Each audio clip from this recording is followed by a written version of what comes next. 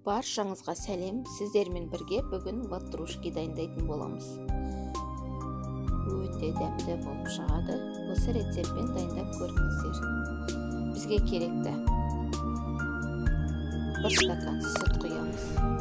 Оның үстіне ерітілген сарымай құямыз. 1 ас қасық ашытқы қосамыз.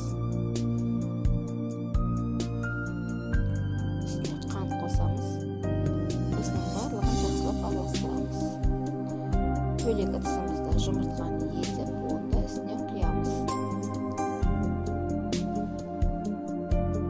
Ары қарай ұнымызды саламыз. Ұнымызды салып, жұмсақ қамыр илейміз.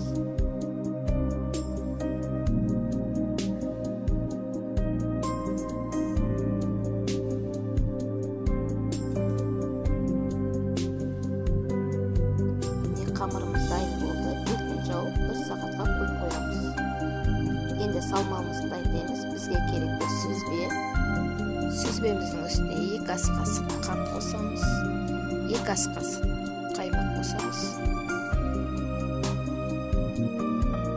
Осының барлығын жақсылап езіп шығамыз. Үстіне 1 жұмыртқаның ақуызын саламыз.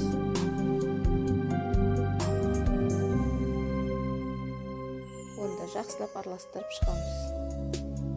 Міне салмамыз дайын болды.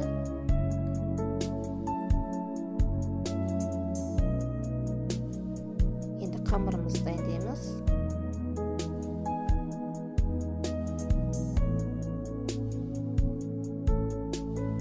Қамырымызды осындай бөлшектерге бөліп шығамыз.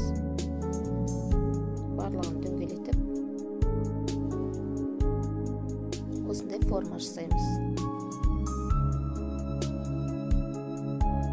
Үстіне салмамызды саламыз. Қамырымызға жұмыртқаның сары уызын жағып шығамыз. 180 градуста 25-30 минут пісіріп аламыз.